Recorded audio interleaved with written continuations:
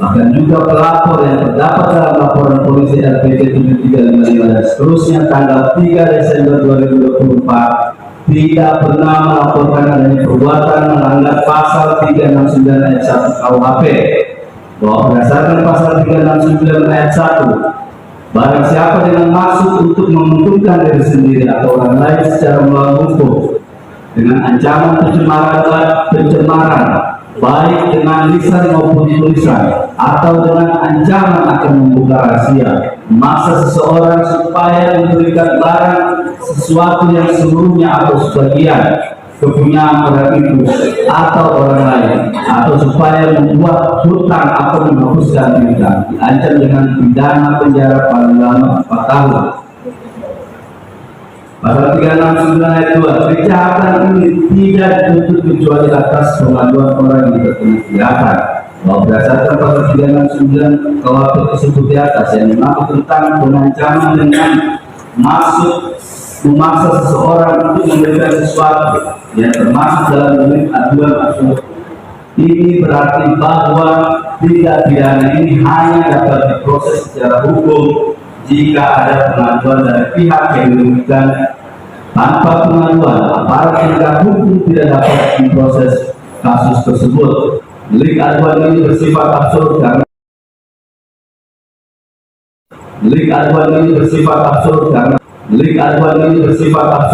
pengadilan tidak merasa telah memberikan syarat mutlak untuk dimulainya proses hukum. Makanya berdasarkan laporan polisi nomor LPB dan seterusnya tanggal 3 Desember 2024, korban PT Glavisa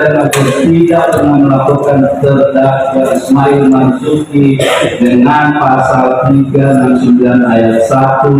seperti yang ada dalam dakwaan jaksa penuntut umum, bahwa dengan adanya fakta atas tindakan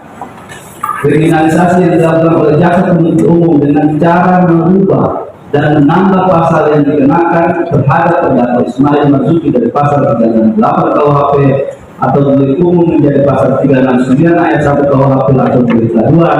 ke dalam surat dakwaannya yang secara yuridis pasal 369 ayat 1 KUHP tidak pernah dilaporkan oleh korban yang sebenarnya, yakni PT Glavisa dan Magro,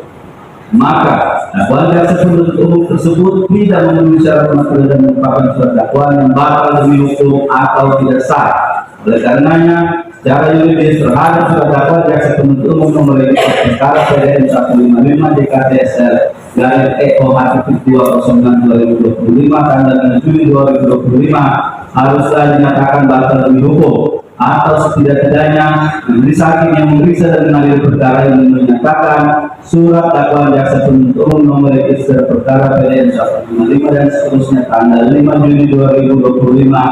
tidak dapat diterima dan atau menyatakan tuntutan jaksa penuntut umum tidak dapat diterima. Keberatan kedua, surat dakwaan batal demi hukum karena surat dakwaan adalah subjek dalam menguraikan subjek hukum yang menjadi korban, sehingga dakwaan menjadi tidak sah dan tidak lengkap serta tidak cermat. Majelis hakim yang mulia, para penuntut sidang yang kami hormati, bahwa dalam surat dakwaannya jaksa penuntut umum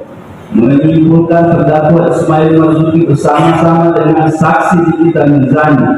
yang memancang melalui aplikasi WhatsApp mengakibatkan kemudian bagi Reza Dennis Pretianisari sebesar 4 miliar rupiah dengan upaya dakwaan sebagai berikut. Kami anggap dibacakan demikian langsung ke halaman 47,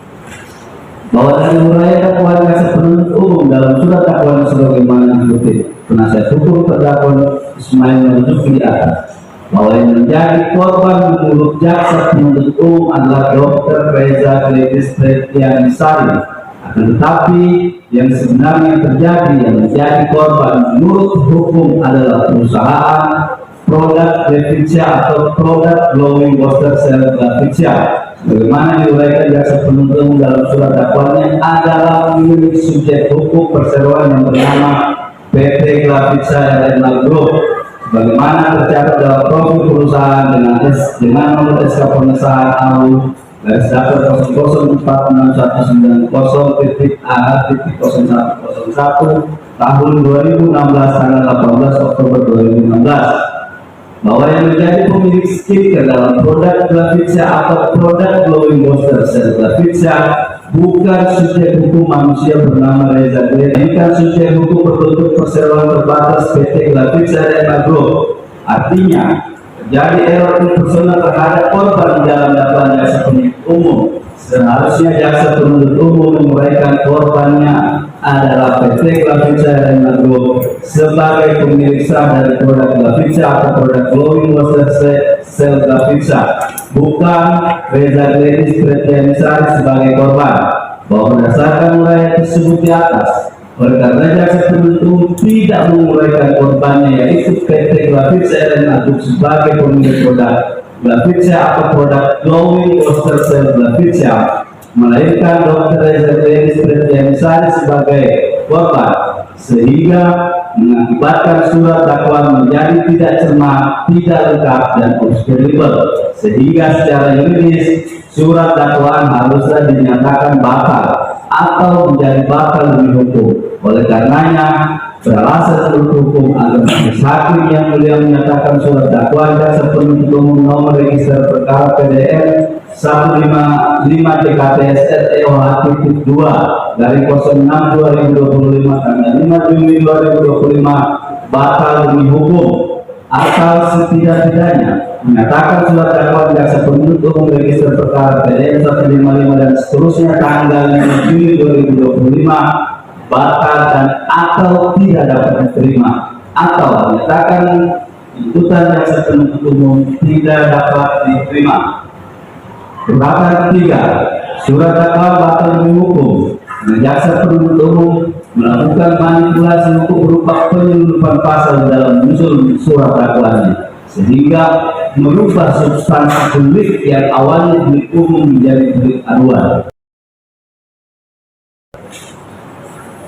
Majelis hakim yang mulia, para penunjuk sidang yang kami hormati, bahwa terdakwa Ismail Marzuki yang saat ini diajukan persidangan Pengadilan Negeri Jakarta Selatan didasarkan pada adanya surat dakwaan jaksa penuntut umum nomor PDN 155 dan seterusnya tanggal 5 Juni 2025, yang mana dalam surat dakwaan alternatif kedua jaksa penuntut umum menyebutkan terdakwa Ismail Marzuki melanggar ketentuan pasal 369 ayat 1 KUHP bahwa selama dalam proses hukum di tingkat kepolisian terkait dengan adanya laporan polisi nomor LPB 7355 dan seterusnya tanggal 3 Desember 2024, penyidik yang menangani perkara itu melakukan proses hukum terhadap terdakwa Ismail Marzuki berkenaan dengan pasal 368 KUHP. Bahkan pertanyaan-pertanyaan yang diberikan oleh penyidik yang menangani perkara itu kepada terdakwa Ismail Marzuki yang dituangkan ke dalam berita acara pemeriksaan pada terdakwa juga kepada para saksi-saksi termasuk para ahli, semua terkait dengan adanya pasal 368 KUHP.